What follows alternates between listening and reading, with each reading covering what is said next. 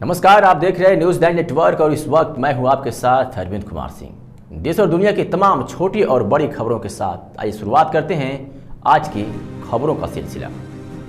तो ये खबर हम आपको गाजियाबाद से दिखा रहे हैं, जहां लगातार त्यागी समाज का हो रहा उत्पीड़न व त्यागी समाज एवं ब्राह्मण समाज द्वारा की गई प्रेस वार्ता। सत्ताधारी पार्टी के मंत्री का भूमाफियाओं को है संरक्षण, ऐसा प्रेस वार्ता करने के दौरान त्यागी समाज एवं ब्राह्मण समाज का कहना है। वहीं उन्होंने प्रेस वार्ता के दौरान कहा कि माननीय न्यायालय के आदेशों का भी उल्लंघन किया जा रहा है, जिस पर प्रशासन मौन बना हुआ है। त्यागी एवं ब्राह्मण समाज के लोगों ने लगाए कई गंभीर आरोप, जिसमें प्रशासन की कार्रवाई से नाखुश होकर समाज के सम्मानित लोगों ने निर्णय लिया है कि पुलिस व प्रशासन अधिकारियों को दी गई त्यागी व ब्राह्मण समाज ने 24 घंटे का समय, कार्रवाई नहीं हुई तो समाज करेगा लखनऊ पैदल कूच। राष्ट्रवादी ब्राह्मण महासंघ का राष्ट्रीय संगठन महामंत्री हूँ। इस नाते से ब्राह्मण समाज और त्यागी समाज एक मंच पर आया है और ये एक बड़ी विडंबना है कि ऐसी सरकार होते हुए कि त्यागी जी के साथ ऐसा हो रहा है। हमारा अपना ये मानना है कि अगर शासन प्रशासन ने ये संज्ञान बहुत जल्दी नहीं लिया गया तो हम त्यागी ब्राह्मण समाज मिलकर एक महापंचायत करेंगे और यहीं से हम लखनऊ के लिए पैदल कूच करेंगे। कोर्ट के आदेश आपके फेवर में, हाँ, प्रशासन आपकी सुनवाई नहीं कर रहा है, तो इसके लिए आप क्या स्टेप लेंगे? देखो, प्रशासन तो ये कहता है कि जाइए आप अपना मकान है आपका, रहिए उसमें। लेकिन हमारे त्यागी जी जो है सरल स्वभाव के हैं, ये झगड़ा नहीं चाहते। वो कहता है कि मैं अपनी लड़की की नाड़ काट दूंगा, वहीं इनके जुम्मे लगा दूंगा, बलात्कार लगा दूंगा, ये कर दूंगा, वो कर दूंगा। इस तरीके से त्यागी जी की भय व्याप्त है इनके अंदर। कोर्ट के आदेश है तो प्रशासन आपको सहयोग करेगा, आपको पुलिस मिलेगी वहाँ से? पुलिस तो नहीं देती है हमें पुलिस, वो तो ये कहती है आप हमें सीमेंटेड ऑर्डर ला दो। अब कोर्ट का आदेश है तो इससे बड़ा, हाई कोर्ट से बड़ा कोई आदेश है क्या? जब कोर्ट कह रही है, ये देखो क्या विमला त्यागी का मकान है और जो वो खुद ही गया, उसने उसका सब डिसमिस कर दिया और त्यागी जी ने कभी मुकदमा नहीं किया उस पर, वो मुकदमा चलाता रहा। त्यागी जी तो पीछे पीछे चल रहे हैं उसके। अब 24 घंटे का जो अल्टीमेटम है उसके बाद आप कुछ करेंगे लखनऊ? पूछ करेंगे और हो सकता है जो अगर कुछ मामला खराब हुआ, और पूर्वाग्रह में बता दूं जो पहले घटनाएं हुई हैं, जैसे अभी एक ज़मीन का मामला हुआ था पूर्वांचल में, अगर ऐसी घटना होती है इसका जिम्मेदार प्रशासन ही होगा।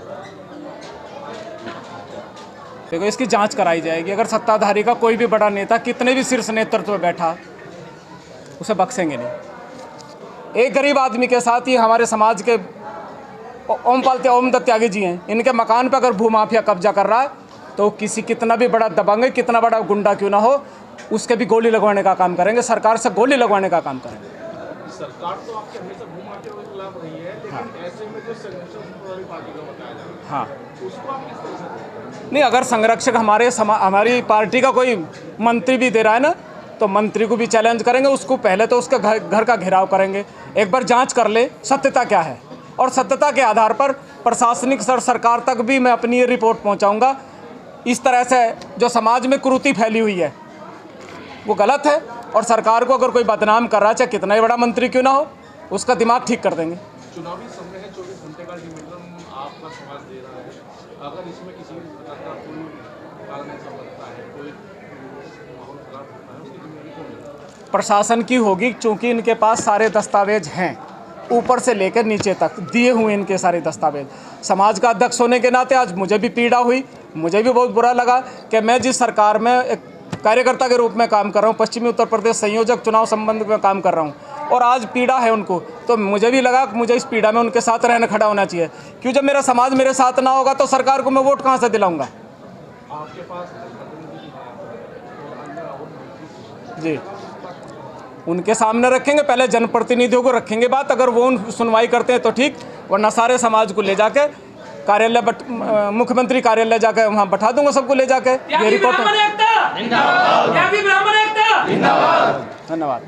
का उद्देश्य ये है, विषय मकान पे कब्जा करने का। आज का जो प्रेस वार्ता का विषय है वो मकान पे भूमाफिया के द्वारा कब्जा करने का है, और इस कब्जा करने के लिए मैं इस कब्जे को हटवाने के लिए मैं लखनऊ से लेकर और थाना अंकुर विहार तक मैंने इतनी एप्लीकेशन दी हैं, डीएम साहब को भी दी हैं, बाकायदा मेरे पास तारीख नोट है, और जिस अधिकारी को भी मैंने एप्लीकेशन दी है उसके नीचे पूरे मकान के दस्तावेज लगा कर दिए हैं। माननीय मुख्यमंत्री उत्तर प्रदेश योगी आदित्यनाथ जी ने जब से उनकी सरकार बनी है उत्तर प्रदेश में भू माफियाओं पर शिकंजा कसने का काम किया है और जनता को बड़ी राहत देने का काम किया है, और ज़मीनों से मकानों से कब्जा हटाने का भारतीय जनता पार्टी की सरकार ने काम किया है। लेकिन मैं इस भारतीय जनता पार्टी की सरकार के अंदर मैं इतना पीड़ित हूँ। मैं अपने मकान के विषय में कब्जे के लिए माननीय मुख्यमंत्री महोदय के यहाँ पूरे दस्तावेज देख आया, बाकायदा मेरे पास तारीख है लिखी हुई है। उसके बाद डीजीजी लखनऊ को मैंने कागज़ दिया, मुझे सबसे आश्वासन मिलता रहा कि कागज़ आपके सही हैं, आपका काम हो जाएगा, लेकिन काम नहीं हुआ। मुझे माननीय मुख्यमंत्री कार्यालय से कई बार अभी 22/2 को भी मुझे फ़ोन आया कि अधिकारियों ने आपका काम किया, मकान का कब्जा हटवाया। मैंने जवाब दिया कि नहीं हटवाया, कोई काम नहीं हुआ। डीएम साहब ने आपको बुलाया, नहीं बुलाया। कमिश्नर साहब ने आपको बुलाया, नहीं बुलाया। मैंने पिछले दिनों 8 फरवरी को एक संगठन के द्वारा अपने समाज के गणमान्य आदमियों के द्वारा हम कमिश्नर साहब गाजियाबाद से मिले, उनको एक ज्ञापन दिया और दस्तावेज दिए हमने अपने मकान के, जिसमें कि उन्होंने हमें आश्वासन दिया कि मैं एसीपी अंकुर विहार को अभी फ़ोन करके अवगत कर रहा हूँ, पूछ रहा हूँ। एसीपी को उन्होंने फ़ोन किया, एसीपी का इधर से जवाब गया कि बिमला त्यागी के मकान पे, ये मकान मेरी पत्नी के बिमला त्यागी के नाम है, बिमला त्यागी के मकान पे कोई अवैध कब्जा है। इधर से जवाब गया, फ़ोन खुला हुआ था कि सर अवैध कब्जा है कि इसे तुरंत हटवाया जाए। अब वो सारे दस्तावेज हमने एसीपी वर्मा जी के पास दे रखे हैं, क्योंकि इंचार्ज को हमने अवगत करा दिया, थाना इंचार्ज को हमने अवगत करा दिया। ये तो है प्रशासनिक जितनी भी हमारी कार्यवाही आज तक हुई है। मैंने ये प्लाट सन 2008 में शिव कुमार गुप्ता खेकड़ा से रजिस्ट्री कराई। रजिस्ट्री कराने वाला देशपाल कश्यप, ग्राम बडोली, बड़ौद, थाना बड़ौद, ज़िला बागपत का रहने वाला है। इसने मुझे रजिस्ट्री कराई। ये मेरे पास घर पे आना जाना था, इसका दुआ सलाम थी। इसने मेरे को 117 गज की मेरी पत्नी के नाम बिमला त्यागी के नाम रजिस्ट्री करा दी, और उसके बाद मैंने 10 और 11 में इस पर एक मकान का निर्माण किया। 12 में इसने देशपाल को मेरे मकान के बारे में सब कुछ पता था। इसने एक जाली दस्तावेज बना के अपने बच्चों की आईडी, अपनी मोटरसाइकिल की आईडी वो लगा के एक्स पार्टी एक स्टे लिया, जिसका मुझे ज्ञान नहीं था। उसके बाद मुझे थाना लोनी से एक सूचना मिली कि आप अपने दस्तावेज लेके आ जाओ, हमने एक रिपोर्ट बनाई है, ये मकान आपका है और आपके मकान पे रात्रि के अंदर अवैध कब्जा किया हुआ है। वो रिपोर्ट भी हमारे पास है, पुलिस की रिपोर्ट भी मेरे पास है। उसके बाद स्टे ले लिया गया है, आप जो है इसे कुछ छेड़ मारेंगे पीटेंगे नहीं। हमने जो है सन 2012 का ये चुनाव चल रहा, हमें रोक दिया गया, हम कहीं भी नहीं गए इसके विरुद्ध, और हम स्टे की उसमें लग गए। 2017 में स्टे खारिज माननीय न्यायालय ने, सिविल कोर्ट ने खारिज कर दिया।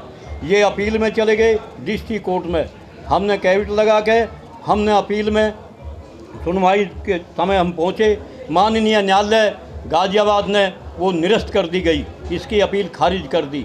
फिर ये 19 में पहुँचे हाई कोर्ट में, इलाहाबाद हाई कोर्ट में इन्होंने अपनी अपील करी। हमने भी वहाँ सुनवाई पे पहुँच गए। माननीय न्यायालय इलाहाबाद हाई कोर्ट ने अपने आदेश में लिखा कि ये मकान बिमला त्यागी ने प्लाट खरीदा है, बिमला त्यागी ने अपनी मजदूरी करके गाड़ी का ये किसान की पत्नी है और कमाई करके इस मकान पर निर्माण किया है 10 और 11 में। और निर्माण की जितनी भी पर्ची हैं, ईंट की, सीमेंट की, मिट्टी की, लोहे की, वो सब माननीय न्यायालय में हमने दिखाई। उसके बेहा पे माननीय न्यायालय ने आदेश पारित किया कि विमला त्यागी का कब्जा है।